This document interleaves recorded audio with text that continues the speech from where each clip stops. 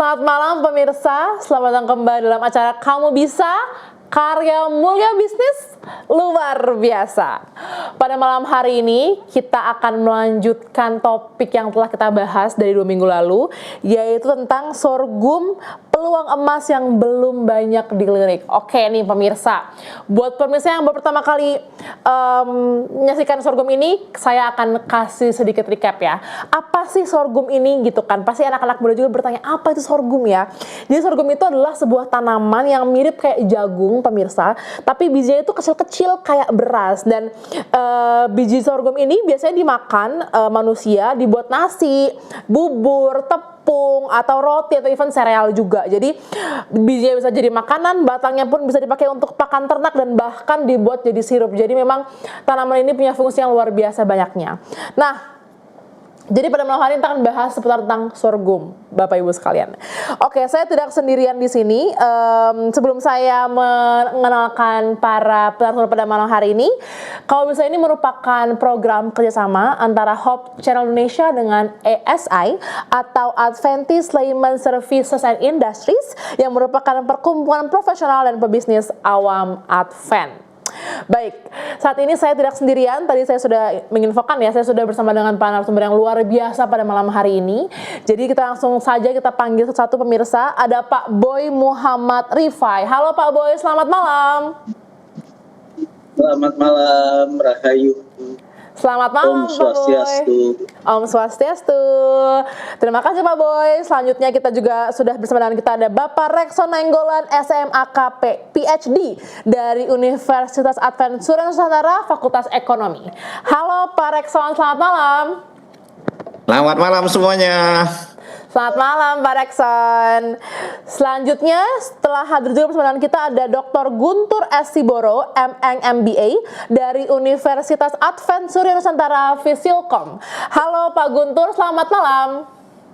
Selamat malam Tamara, selamat malam seluruh pemirsa. Salam sehat untuk kita semua. Salam sehat Pak, luar biasa. Terima kasih banyak Pak Guntur. Dan sudah bersama kita juga ada Insinyur John Lee Woran, MP dari Universitas Manokwari, Papua. Halo Pak John Lee, selamat malam Pak John Lee. Selamat malam Tamara, selamat malam teman-teman narasumber, selamat malam pemirsa yang di rumah. Salam sehat dari Manokwari. Salam sehat Pak John Lee. Bersama saya Tamara Scianto yang akan memandu acara dalam 1 jam ke depan, Bapak Ibu sekalian. Dan pemirsa, jika ada pertanyaan seputar tentang sorghum pada malam hari ini, boleh langsung aja share di kolom komentar kita di YouTube, di Instagram juga boleh. Nanti kita akan diskusikan bersama-sama dengan para narasumber yang telah hadir pada malam hari ini. Baik, oke, kita langsung saja, kita akan menyaksikan video profil dari Pak Boy berikut ini.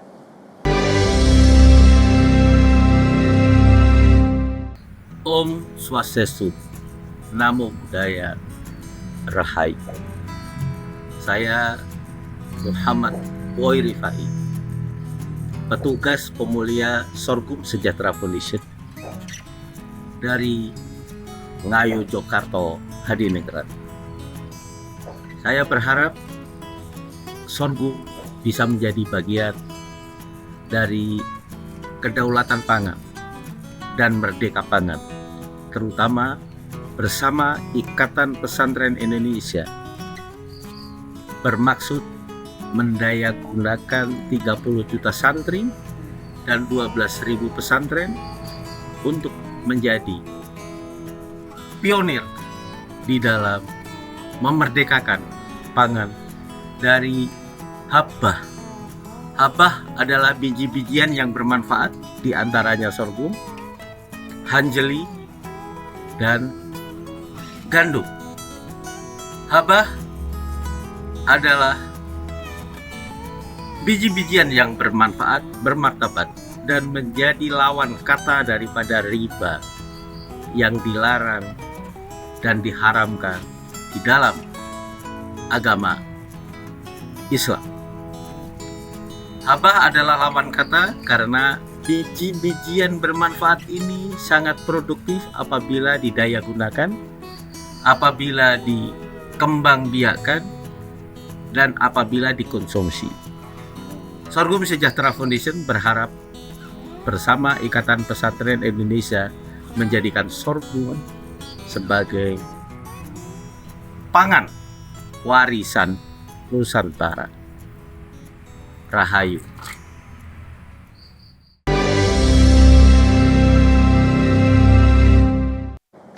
Luar biasa tayangan yang telah kita saksikan bersama-sama, bentuknya kecil-kecil pemirsa ya. Jadi kita langsung saja tanyakan kepada Pak Boy pada malam hari ini. Halo Pak Boy, selamat malam Pak Boy. Selamat malam. Selamat Dan malam, tentunya Pak Boy. bersama Advent kita jadikan sorghum menjadi bagian dari Merdeka Pangan ke depan. Luar biasa Pak Boy, saya sangat mendukung itu.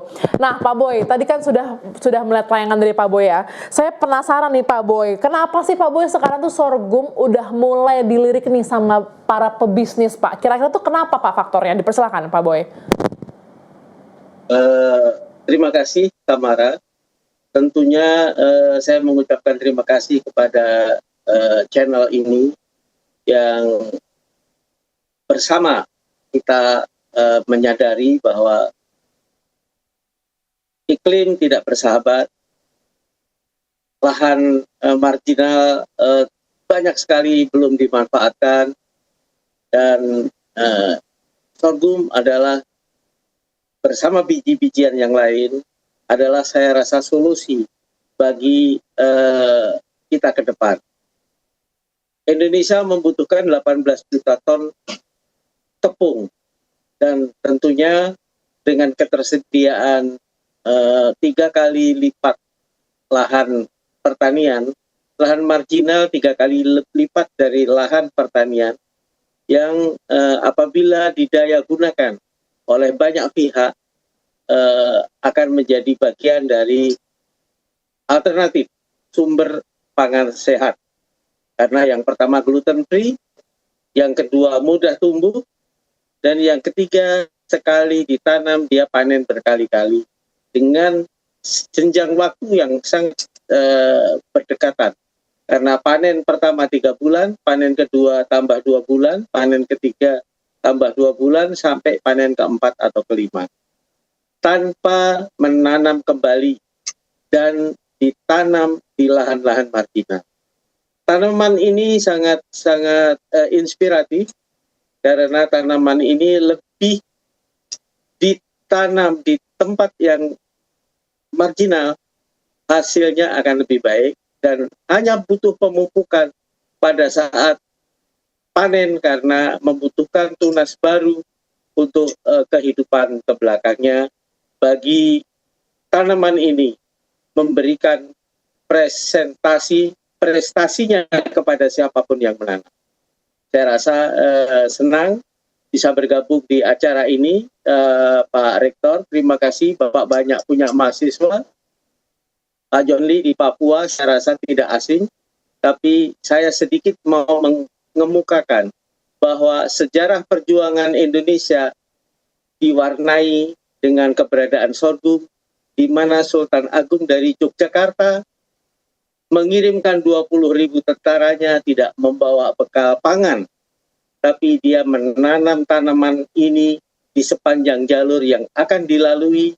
Dan kalau sekarang kita mengenal jenang, kita mengenal dodol, kita mengenang segala macam, itu adalah inspirasi dari bagaimana memerdekakan pangan, karena pada saat sorghum ini dijadikan hilirisasi menjadi ketan, itu bisa dikonsumsi selama 2 atau 3 minggu dan tidak perlu masak kembali. Saya rasa inspirasi merdeka pangan akan bisa menjadikan sorghum ini menjadi alternatif bagi para petani yang mau memanfaatkan lahan-lahan marginal. Tidak perlu merubah sistem pertanian di lahan-lahan yang sudah dengan jagung, padi maupun umbi-umbian, tapi sorghum menjadi bagian akhir dari sebuah perjuangan pangan, karena pangan sorghum adalah warisan pangan Nusantara. Terima kasih. Luar biasa. Memang ketika kalau kita mengulik lagi tentang sorghum ini pemirsa, memang ternyata sudah dari zaman dulu dan sudah diperjuangkan oleh para pahlawan-pahlawan kita, begitu ya Pak Boy ya. Dan itulah tugas kita sekarang untuk melestarikannya pemirsa. Baik, terima kasih banyak Pak Boy. Nah, oke, tadi kita sudah membahas terkait kenapa kita sorghum ini udah mulai dilirik sama bisnis ya Pak ya. Nah, kira-kira Pak, buat kami ini yang mau memulai bisnis sorghum ini, apa sih Pak yang kita harus perhatikan Pak? Dipersilahkan Pak Boy. Sebetulnya kalau kita mau sabar sesuai dengan kodrat, biji sorghum itu kan satu malainya itu sekitar 500 butir.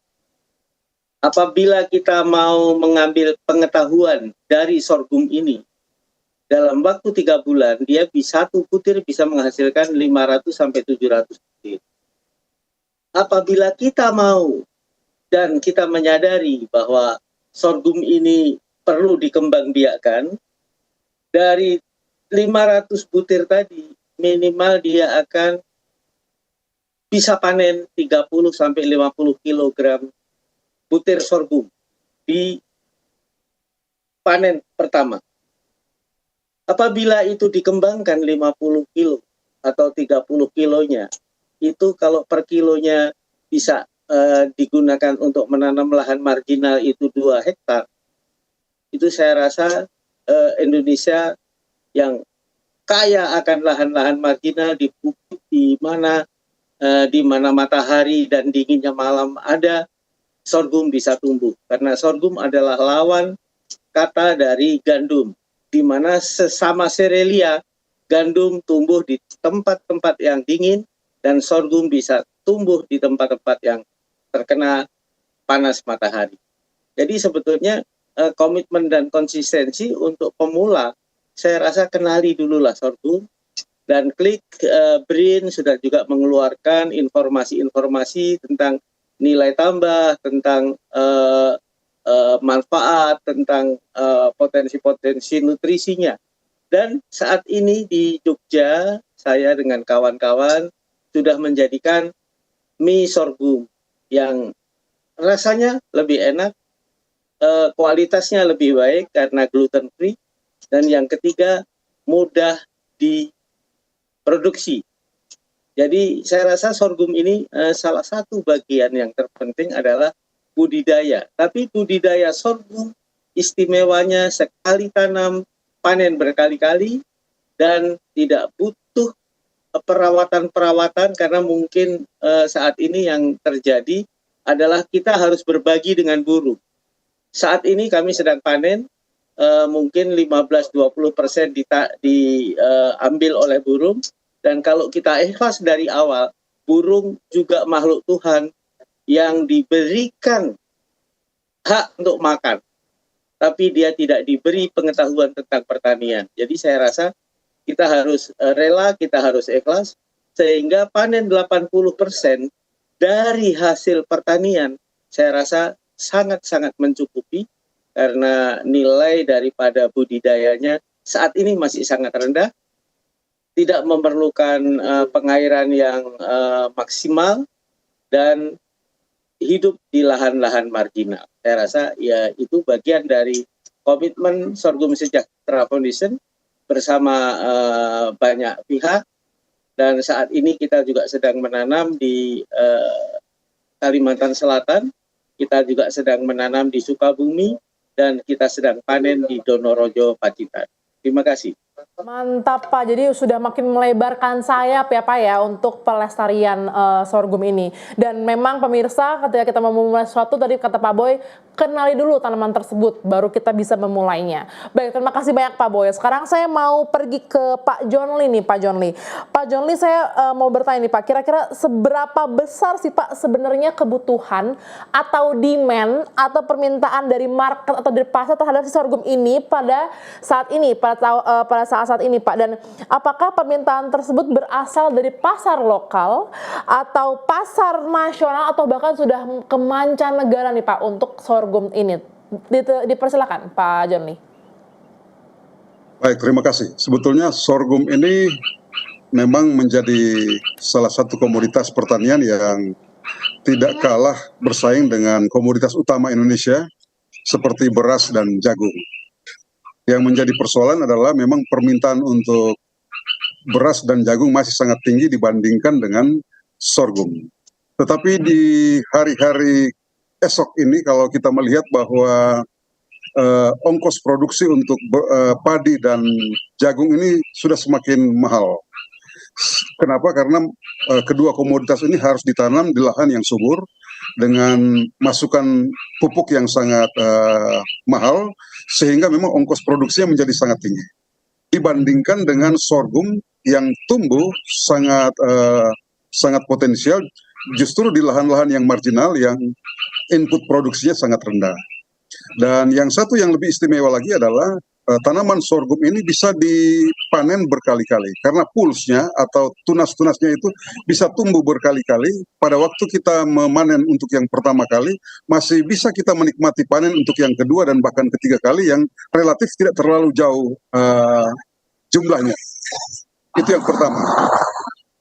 Yang kedua adalah sejauh mana permintaan akan sorghum di negara kita. Sebetulnya permintaan sorghum ya memang masih sangat rendah, walaupun prospeknya sangat tinggi. Tetapi kalau kita lihat di negara-negara dunia seperti Amerika Serikat dan Australia, mereka sudah lama mengekspor sorghum ini ke luar negeri, terutama pasar-pasar tujuan mereka seperti Tiongkok, ya, kemudian Singapura dan Korea. Dan ini tidak hanya sebatas pada produk utama, tapi juga pada produk-produk olahan.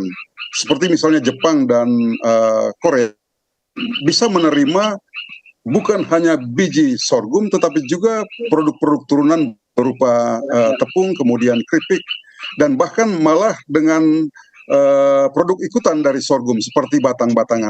Nah, batang-batangan ini kan bisa dibuat semacam bahan baku untuk industri kerajinan tangan di Jepang. Itu ya. Jadi permintaannya sangat tinggi. Tetapi kita Indonesia belum bisa membuka secara luas sampai ke pasar global karena minat masyarakat, terutama para petani kita itu masih sangat tergantung pada tanaman padi dan tanaman jagung. Saya beberapa waktu lalu ada Bali, lalu saya melihat bagaimana penggemukan sapi atau fattening di Bali itu menggunakan lebih banyak batang sorghum ini di chips atau dicincang-cincang menggunakan chopper, kemudian dicampur dengan sebagian dedak dan juga konsentrat. Dan ketika dikasih ke satu ekor sapi, ketika dia mengkonsumsi campuran makanan batang sorghum ditambah dengan dedak dan konsentrat, mampu menaikkan bobot badan sapi hampir mencapai 1 kilogram per hari. Jadi kalau kita lihat di sini ya perhitungannya kalau 1 kilogram daging sapi segar itu katakanlah sekitar 15 sampai 20 ribu. Nah itulah kita bisa hitung. Misalnya satu ekor bisa naik 1 kilogram. Nah kalau dia mempunyai katakanlah 100 atau 200 ekor, kemudian dikalikan dengan harga daging. Jadi kita lihat di sini keuntungan petani peternak itu memang sangat tinggi. Itu dari aspek dari sektor peternakan.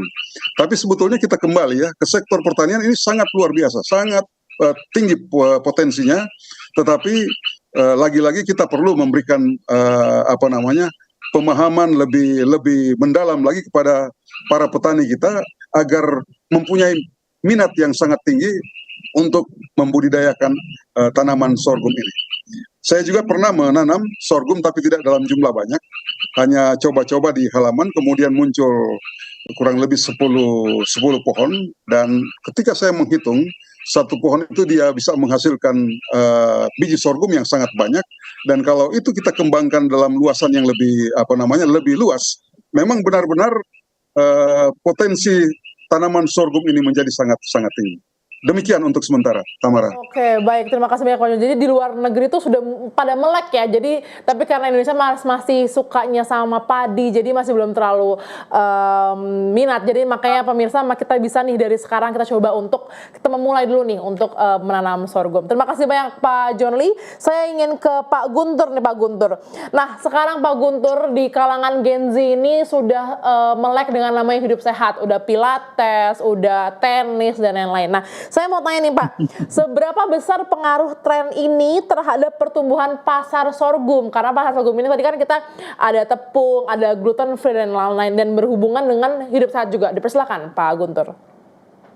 Baik, terima kasih Tamara ya.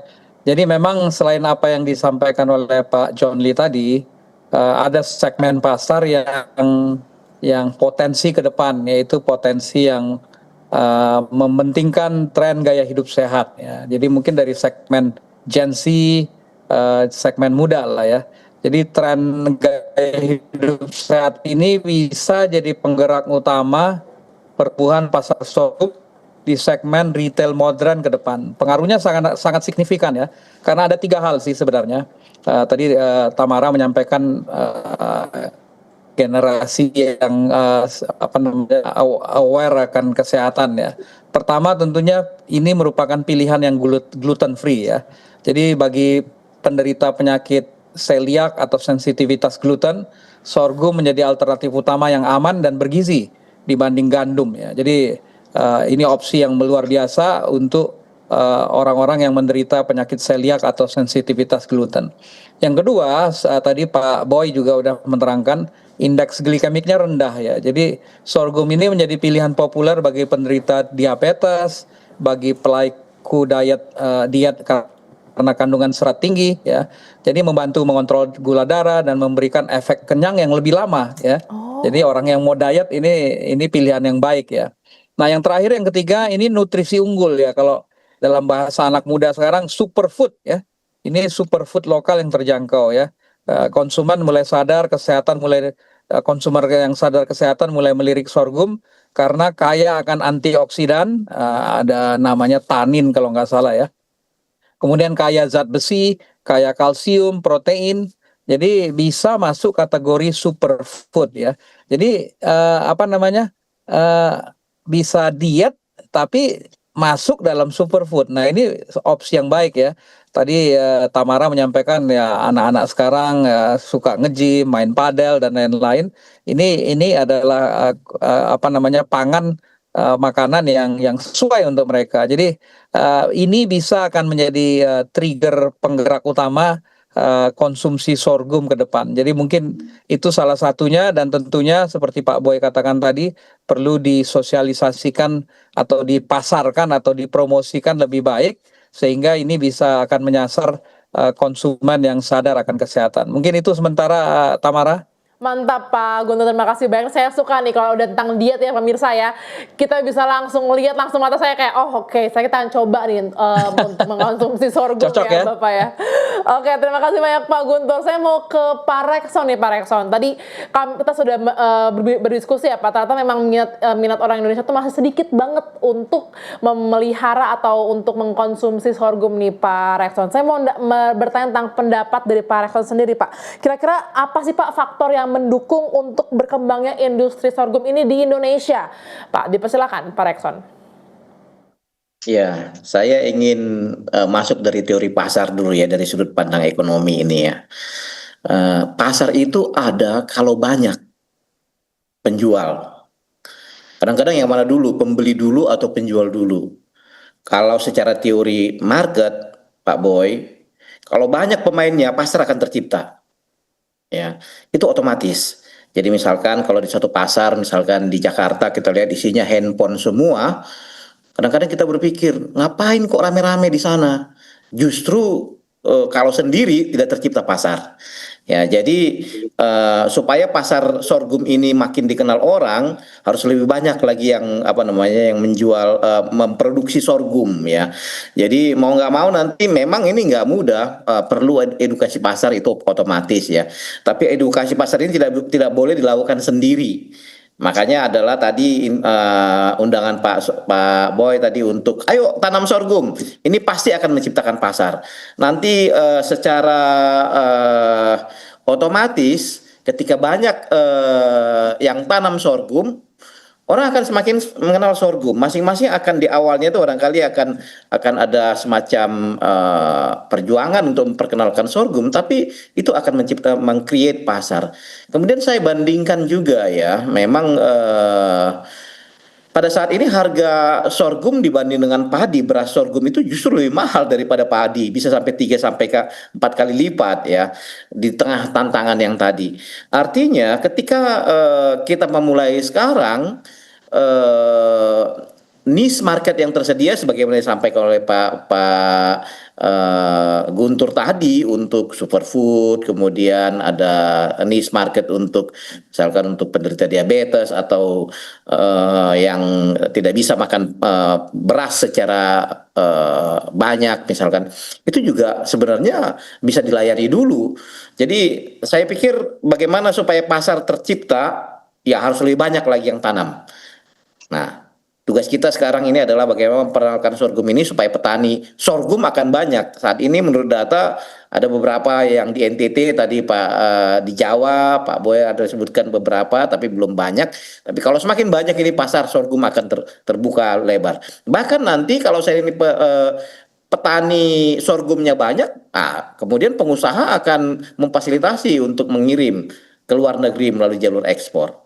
Ya, demikian pendapat saya, Bu Tamara. Mantap, terima kasih banyak Pak Rekson. Pasar ada kalau ada yang jual, Pak. Makanya inilah tugas kita semua pemirsa untuk kita bisa untuk sama-sama melestarikan dan mempromosikannya lagi nih. Semoga dengan adanya tayangan ini juga jadi membuat awareness-nya makin lebih tinggi lagi ya untuk teman-teman kita dan masyarakat Indonesia.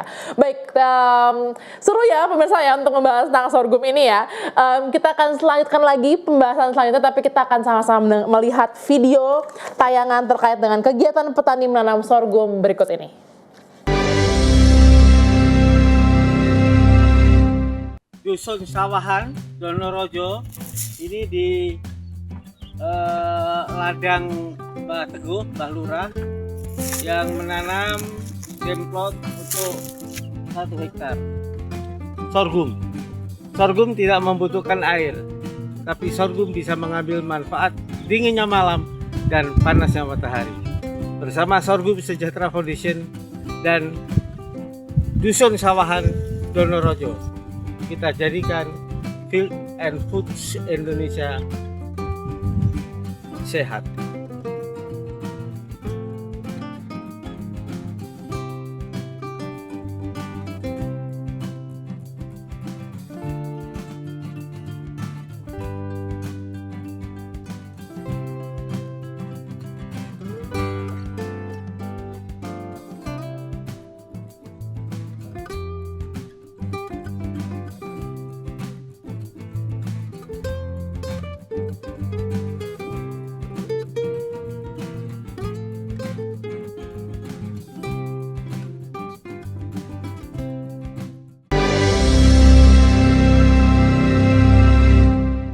Pemirsa, saya tadi tertarik dengan tayangan tersebut. Jadi ternyata untuk memisahkan batang dan bijinya itu sudah canggih ya, sudah ada mesinnya nih, luar biasa.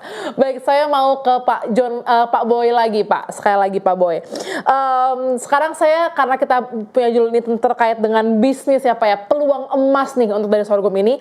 Saya ingin bertanya sekarang Pak Boy lebih ke dari sisi bisnisnya nih Pak. Jadi kalau contohnya pemirsa, ada nih Pak Boy yang sedang nonton dan pengen untuk memasuki bisnis sorghum dari kecil nih Pak, dari awal. Kira-kira peluang usahanya tuh apa sih Pak yang paling mudah untuk dimulai? Dipersilakan Pak Boy. Terima kasih Tamara. Sengaja saya kirim video yang sangat simpel karena di Sawahan ini sebuah desa di satu kecamatan Donorojo yang kakaknya hanya kurang lebih 400 kakak. Saya mencoba mengenalkan sorghum dengan sedikit memaksa atas persetujuan Pak Lurahnya. Di setiap kakak kita berikan segenggam sorghum. Awalnya 8 bulan yang lalu. Dengan catatan silahkan ditanam dan nanti kita akan beli dengan harga tertentu. Waktu itu kita beli dengan harga 5.000. Dan dari segenggam sorghum, 10 kilo sorghum dibagi 400 kakak itu jatuhnya segenggam. Itu tidak lebih dari 3 ounce. Dan di bulan keempat kita panen kurang lebih 2 ton. Dari 10 kilogram benih. Akibat dampak daripada gerakan yang kita namakan setiap rumah di Sawahan adalah lumbung pangan. Karena sawahan ini 15 kilo dari jalan raya, adanya di sebuah bukit di Pacitan di ujung bersebelahan dengan Wonogiri, dan tinggal orang-orang tua karena anak-anak mudanya migrasi atau bekerja di kota-kota yang lain. Saat ini setelah kita panen yang ketiga, Pak Lurahnya menginisiasi bengkok tanah kelurahan itu ditanamin sorghum sehingga tanggal 29, 30 besok kita panen, yang hasilnya sebagian kita uji coba untuk menjadi pakan bersama Universitas Peternakan UGM. Dan kita menanam 2 varietas yang saat ini menjadi bagian dari kebanyakan orang. Saya rasa 30 Juni besok kita panen lebih dari 10 ton, sehingga kita sepakat 10% dari apa yang kita tanam kita bagikan kepada masyarakat di desa sekitarnya untuk keingintahuan mereka, karena di desa sawahan sudah ada, sehingga di desa Klepu dan di desa sebelahnya di Donorojo tertarik.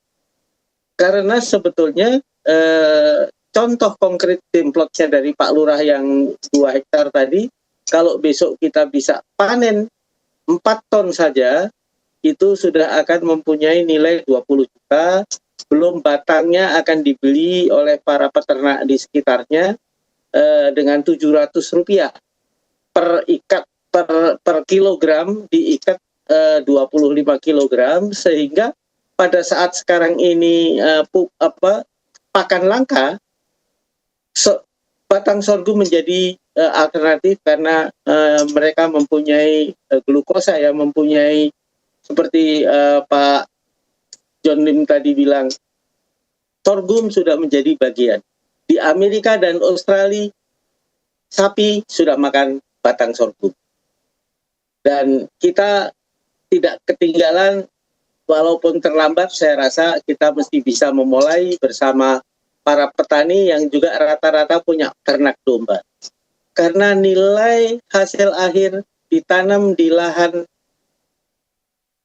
pertanian itu untuk 4 kali panen itu bisa menghasilkan kurang lebih 72 juta atau 11 ton daripada gabah, dan batangnya bisa menghasilkan 10 ton per panen, jadi kalau 5 kali panen 50 ton. Nilainya 72 juta, sehingga dikurangi dengan pasca panen yang 2,5 juta dan penanaman awal 9 juta, keuntungan petani masih lebih baik dan mengefisienkan tenaga kalau dia menanam jagung ataupun menanam padi, karena di wilayah sawahan hanya bisa sekali menanam padi gogo. Tapi dengan coba kita menanam, sekarang sudah panen yang ketiga yang menghasilkan keinginan masyarakat menanam lebih. Alhamdulillah sekarang ini di Pacitan dan Wonogiri sudah menjadi sentra target untuk orang-orang yang menginginkan produk sorghum, bukan hanya sebagai makanan manusia, tapi para pedagang makanan burung itu 50-60% potensi nutrisinya dari sorghum. Saya rasa itu menjadi pasar yang luar biasa, dan hari ini harga sorghum paling tinggi di musim-musim sebelumnya yang hanya 6.000-7.000, sekarang harga sorghum antara 9 sampai 11.000. Karena ketertarikan banyak pihak untuk menjadikan sorghum sebagai hilirisasi untuk food, bukan sekedar untuk field. Tapi kalau kita mau menanam untuk field, sorghum juga menjadi bagian yang menjanjikan, karena tidak lagi menunggu 3 bulan, tidak lagi menunggu biaya pasca panen, karena langsung waktu 2 bulan ditebang, langsung dibikin chopper, udah langsung ternak akan termuliakan, karena makanannya ini tiba-tiba makanan enak seperti saudara-saudaranya sapi yang di Australia maupun di Amerika, makanannya sudah sorghum. Dan sebetulnya 1,5 miliar orang di dunia sudah makan sorghum, terutama di India, terutama di Yaman, di bagian-bagian Afrika. Dan kalau kita mau sehat, ayo, ada pangan warisan Nusantara yang mudah ditanam, yang gluten free, yang memang sudah disediakan alam dan Tuhan kepada kita.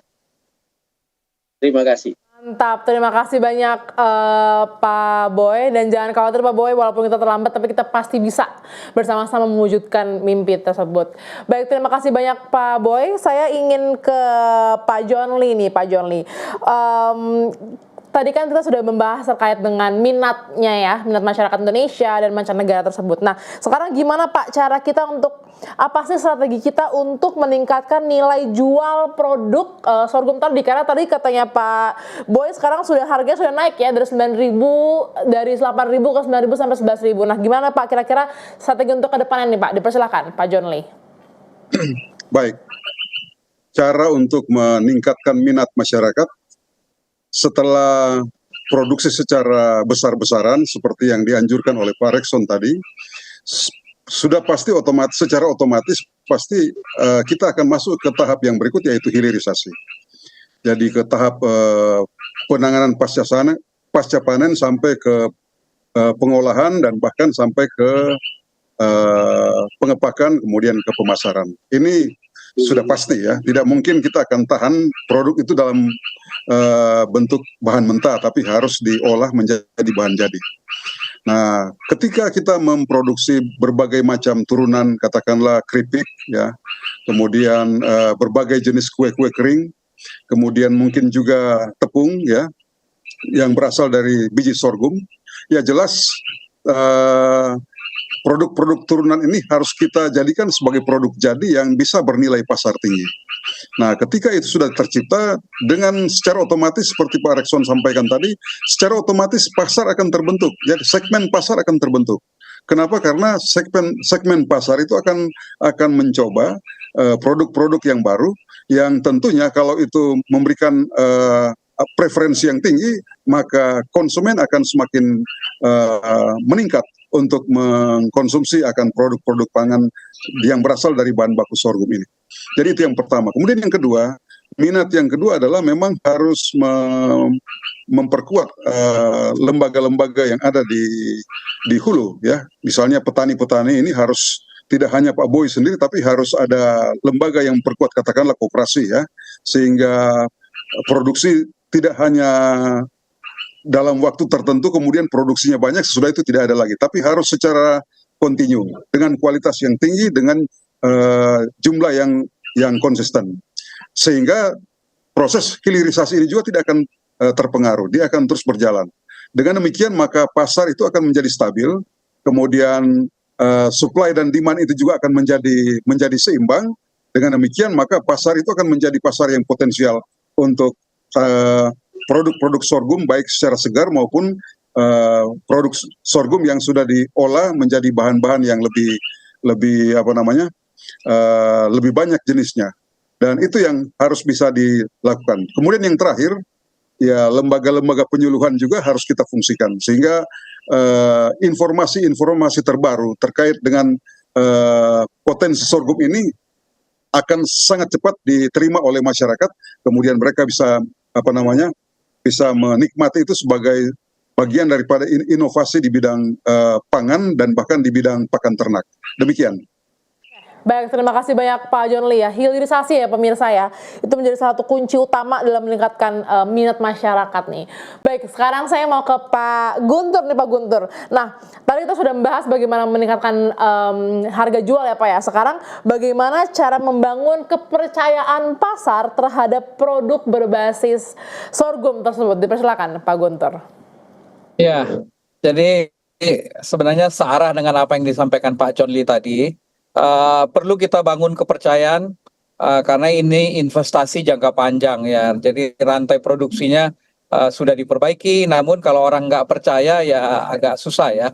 Jadi ada beberapa hal yang menurut saya dapat diterapkan untuk membangun kepercayaan pasar.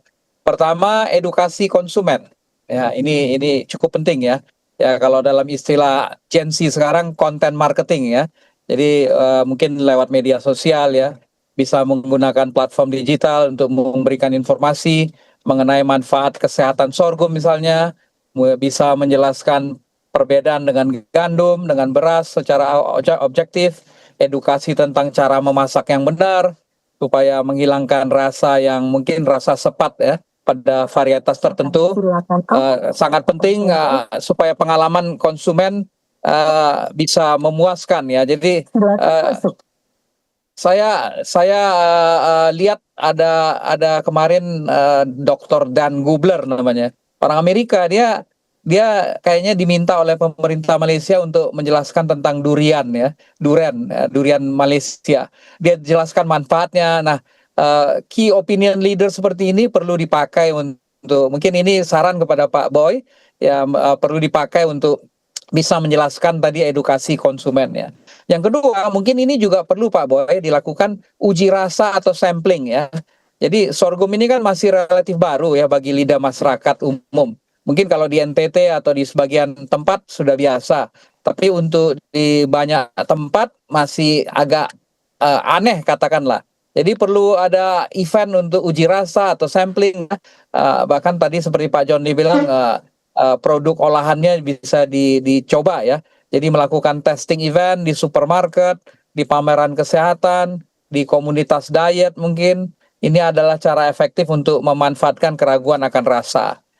Yang terakhir hampir sama dengan yang pertama tadi, testimoni ya, atau influencer. Jadi manfaatkan key opinion leader di bidang kesehatan, di bidang nutrisi, atau chef untuk mempromosikan resep berbasis sorghum. Jadi ketika ahli atau sosok yang dipercaya memberikan validasi, maka kepercayaan pasar itu akan tumbuh lebih cepat. Jadi inilah beberapa hal yang bisa dilakukan untuk membangun kepercayaan pasar. Mungkin itu Tamara. Mantap Pak Guntur, kita utilisasikan digitalisasi ini apa ya, supaya bisa langsung menyebar kemana-mana. Medsos. Ya. Terima kasih Nah banyak. ini kan supaya relevan kepada Gen Z atau generasi yang sadar akan kesehatan ya, memang harus menyasar mereka melalui media sosial ya, Instagram, TikTok dan lain-lain. Terima kasih banyak Pak Guntur, karena mereka minatnya masih di situ nih pemirsa. Jadi kita harus beradaptasi dengan tren saat ini. Oke, sekarang saya mau ke Pak Rekson nih Pak. Boleh nggak Pak Rekson kasih saya satu alasan kuat saja kenapa sekarang adalah waktu yang tepat untuk kita memulai bisnis sorghum? Dipersilakan Pak Rekson. Ya, kalau dikatakan alasan kuat, kalau kita mulai sekarang kita itu menjadi pemimpin. Jadi di area ini, jadi Pak Boy ini dan kawan-kawan ini ketika mereka mulai masuk, mereka menjadi market leader nantinya di industri sorghum ini. Kemudian yang berikut adalah dari segi harga tadi naik ya, dari segi harga naik. Kemudian yang berikut itu alasan yang ketiga, secara kita ini kan selama ini tidak pernah mau mencoba yang baru. Petani padi akan tetap terus menjadi petani padi, diturunkan kepada anaknya, kemudian ke cucunya, dan apa yang terjadi adalah ya tidak akan ada perubahan ya, tidak akan ada perubahan. Nah, kalau kita ingin merubah penghasilan suatu keluarga, harus ada yang berubah. Ya, tadi sudah jelas padi, kita udah tahu hitung-hitungannya, kapasitasnya sudah ada. Nah, saya pikir ini saatnya kita untuk mencoba sesuatu yang baru. Ya, mungkin kita nggak mesti harus langsung besar sekali, kita coba dulu, kemudian bertumbuh. Dan kalau kita memulainya, kita akan menjadi yang terdepan dalam budidaya ini ya, dan memang perlu ada belajar, perlu ada mencoba, kemudian gagal bisa saja, tetapi dengan mencoba kita akan mengetahui yang terbaik. Dan kemudian yang berikut adalah saya membaca dan melihat ya, sebenarnya produk sorghum ini ternyata di pasar itu sangat diminati, khususnya di pasar luar negeri seperti yang dikatakan teman-teman tadi. Namun juga bisa dilihat bahwa produk-produk tanaman sorghum ini sebenarnya kenapa saat ini sekarang gandum itu sedang mahal-mahal, US dollar sekarang sedang tinggi, impor ya. Sebenarnya kalau seandainya kita bisa mencoba menjadi saingan gandum di pasar lokal, saya pikir ini bisa mengalahkan apa namanya gandum ya, khususnya untuk roti, mie instan dan lain-lain ini. Saya pikir pada saat harga gandum sangat tinggi saat ini saatnya sorghum dapat menjadi pengganti substitusi dari gandum. Saya pikir beberapa alasan ini cukup lah ya Pak Ibu ini tadi mengatakan satu, saya sebutkan beberapa alasan tadi. Ya, ayo dong kita coba, kita lihat bagaimana hasilnya. Terima kasih. Pak Rekson, kalau Pak Boy bisa, pasti kita juga bisa pemirsa. Jadi kita coba pelan-pelan nih untuk mencoba melestarikan penanaman sorghum. Oke, mungkin satu pertanyaan lagi nih buat Pak Boy nih. Pak Boy, kalau kita lihat nih Pak Boy di rantai bisnisnya sorghum Pak Boy, kira-kira boleh nggak Pak Boy di-spill sama kita nih, siapa yang memperoleh nilai terbanyak? Apakah petani, pengolah, atau pemasar? Dipersilakan Pak Boy. Terima kasih. Jadi sebetulnya karena ini masih di awal, Sorghum Sejahtera Foundation itu memberikan sebuah kit ya, sebuah ayo siapa yang mau menanam, Sorghum Sejahtera Foundation memberikan benih. Harganya nanti kita beli. Di awal kami hanya berani membeli dengan Rp5.000 itu di tahun lalu. Dan saat ini kita sudah berani membeli dengan Rp7.000 karena permintaan pasar dan petani mau kami ajak untuk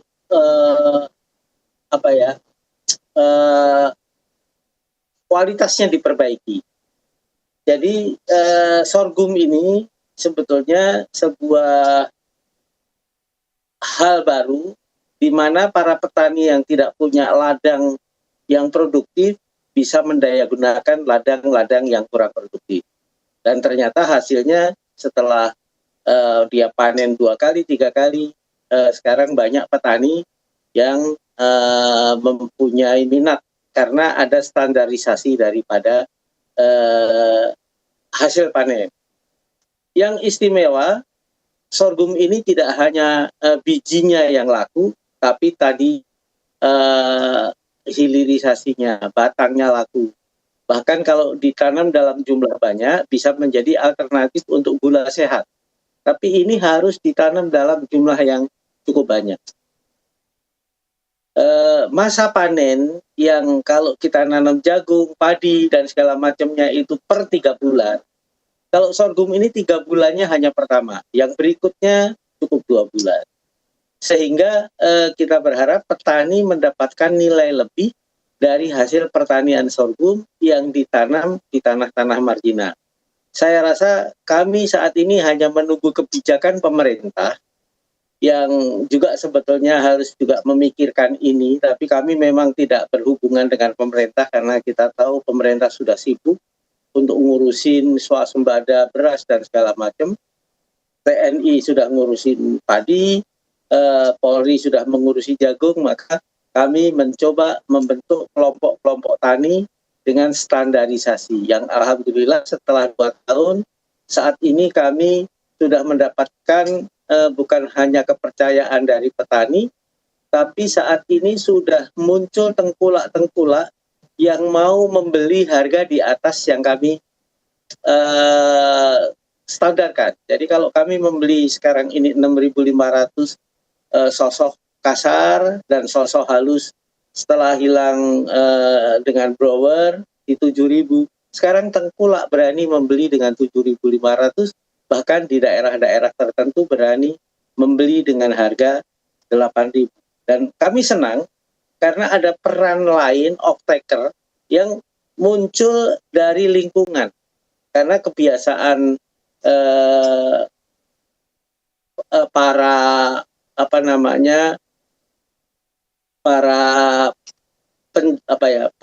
petani penjual hasil pertanian, para penjual hasil pertanian itu kalau dia juga menyediakan jagung, dia menjadikan beras merah, dia menyediakan ketan. Nah, sorghum sekarang ini sudah masuk kepada perhatian para tengkulak-tengkulak hasil pertanian. kami terbantu, bukan tersaingi, tapi kami saat ini memberikan standarisasi berapa panen malai masih basah Rp4.000, Rp5.000 kering, Rp6.500 gabah kasar, Rp7.000 gabah yang sudah di blower. Dan target kami ke depan adalah kita menyamakan harga sorghum senilai harga beras premium. Karena sekarang 15-18% orang-orang yang tergantung dengan sorghum ini, terutama pasar healthy food, untuk orang-orang yang ingin diet, untuk orang-orang yang ingin gulanya jaga dengan baik, ini menguasai pasar di jaringan sosial. Jadi memang pasar di jaringan-jaringan kota di Jakarta belum banyak, tapi jaringan sosial yang menjual beras sorghum, tepung sorghum saat ini sudah menguasai kurang lebih 14 atau 15% kebutuhan sorghum yang dibutuhkan. Kami kebetulan sekitar 100 pedagang UMKM yang bergerak di bidang retail di media sosial itu 70% dari kami. Bahkan kami mengirimkan setiap bulan 200-500 kilo ke NTT, ke Kupang. Di mana Kupang saat ini baru menyadari bahwa menanam sorghum di Kupang mudah. Kenapa tidak bisa dijual di Jawa yang sangat membutuhkan? Karena memang iklim distribusinya masih terlalu mahal. Tapi saat ini sebetulnya di NTT, saat ini di Manggarai, di Flores, itu sorghum sudah menjadi bagian dari tanaman lokal, namun belum bisa menjual karena masih terkendala dengan kendala-kendala distribusi. Saya rasa itu kalau sekarang ini sorghum sudah bisa dijual dengan harga Rp7.000 sampai Rp9.000, production cost untuk distribusi Rp3.000 dari Kupang mungkin bisa masuk karena di sana harganya di Rp5.000-6.000. Baik. Jadi saya rasa adilnya sebuah distribusi, adilnya sebuah hasil pertanian yang mempunyai nilai sehat dan segala macam, idealnya pemerintah menentukan harga pasar dari komoditas ini. Sehingga hari ini kami masih menggunakan patokan harga Rp6.500 sampai Rp7.000 harga padi. Dan padi memang lebih susah ditanam, lebih memerlukan kos. Ini seharusnya sorghum kalau ditanam dalam bentuk yang masif di dalam luasan lahan yang marginal tadi banyak, saya rasa bisa akan menggantikan 18 juta ton tepung. Sorghum juga di beberapa daerah sudah bisa menjadi material untuk menjadi tempe sorghum, tape sorghum, dan mie sorghum. Saya rasa itu sehingga kita kepingin petani yang mau mendayagunakan lahan-lahan marginal akan mempunyai giving dari semesta. Pak Rektor, terima kasih, senang saya mendapatkan apresiasi. Pak John Lee di Papua saya rasa juga sudah mempunyai minat. Kita banyak mengirim benih di sana. Dan Pak Guntur, terima kasih. Kita mesti bikin event untuk mengenalkan hilirisasi sorghum. Karena sorghum sebelum beras ada di Indonesia, dengan data yang konkret dari relief di Borobudur, sudah menjadi bagian dari pangan Nusantara. Terima kasih banyak Pak Boy. Kita akan diskusikan bersama-sama bersama dengan Pak narasumber yang telah hadir pada hari ini ya. Baik, kita akan sama-sama melihat video UIKB Uji Ilmu Kamu Bisa berikut ini.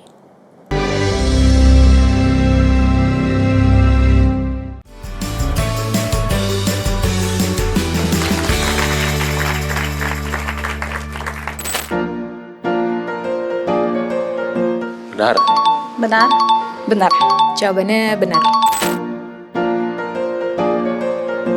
Salah. Salah. Salah. Salah. Tepung, penggantinya beras, mungkin bisa jadi kue juga. Popcorn dan tepung dan pengganti nasi. Bisa menjadi pengganti beras dan juga diolah jadi tepung untuk membuat roti. Bikin kue kali ya. Pengolah.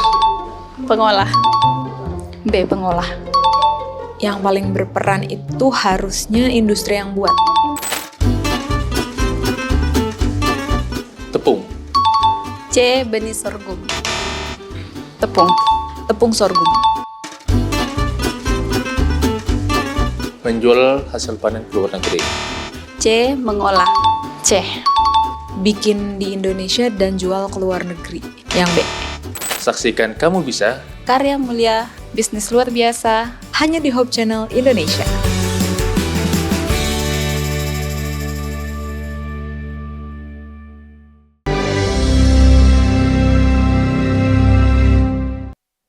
Luar biasa tayangan tadi ya, semakin teredukasi ya terkait dengan sorghum ini.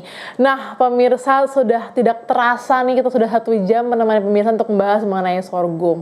Jadi saat ini kita tibalah di akhir acara kita, dan nanti kalau ada pertanyaan lagi boleh langsung aja di dalam komentar, jadi kita akan bersama-sama diskusi di sana. Nah sebelum kita menutup acara kita pada malam hari ini, saya rindu untuk mendengarkan closing statement secara singkat yang akan dibawakan oleh setiap masing-masing narasumber. Pertama dipersilakan kepada Pak Boy untuk closing statement-nya, Pak, dipersilakan. Saya bersama Hope Kamu Bisa ingin membagikan beberapa malai benih yang bisa ditanam. Jadi siapa yang ingin menanam bisa menghubungi Hope. Nanti saya minta Amanda alamatnya, saya akan kirim 100 malai sorghum untuk siapapun yang ingin mengenal sorghum. Dan untuk skala usaha sorghum bisa bertanya kepada saya sebagai petugas pemulia sorghum dari Sorghum Sejahtera Foundation. Nomornya bisa disebarluaskan. Kami tidak ragu-ragu untuk mengkomunikasikan bahwa sorghum adalah pangan sehat warisan Nusantara. Mantap, terima kasih banyak Pak Boy. Ini sebuah berita baik ya bagi pemirsa ya. Boleh langsung saya di drop di dalam kolom komentar. Selanjutnya akan konsentrasi secara singkat lagi oleh Bapak Guntur. Dipersilakan Pak Guntur secara singkat. Ya, sorghum adalah peluang besar untuk bisnis dan akan meningkatkan ketahanan pangan nasional. Terima kasih Pak Boy. Terima kasih banyak Pak Guntur. Dilanjutkan oleh Pak John Lee. Dipersilakan Pak John Lee. Ya, sorghum adalah bahan pangan alternatif yang potensial dan juga pakan ternak yang sangat produktif. Kalau Pak Boy bisa, maka pemirsa pasti juga bisa untuk mencoba. Luar biasa. Terima kasih Pak John Lee. Lanjutkan oleh Pak Rekson. Dipersilakan Pak Rekson. Ayo kita coba sorghum, jangan hanya padi aja ya. Jadi ini saya pikir pencerahan yang baik. Terima kasih Pak Boy. Selamat. Luar biasa. Terima kasih banyak untuk seluruh narasumber yang telah hadir pada malam hari ini. Ada Pak Boy, ada Pak Rekson, Pak Guntur, dan juga Pak John Lee. Kiranya pada apa yang kita belajar pada hari ini dapat bermanfaat bagi pemirsa semua ya. Ada 3 hal yang ingin saya sampaikan atau kepada pemirsa. Lestarikan, kenali dan juga mari kita panen bersama-sama yang kita lestarikan ini supaya minatnya makin banyak untuk masyarakat Indonesia. Baik, saya Tamara bersama dengan kru yang bertugas pada malam hari ini kami pamit undur diri. Terima kasih banyak pemirsa untuk penonton tayangan ini. Sampai bertemu di Selasa berikutnya. Sampai jumpa.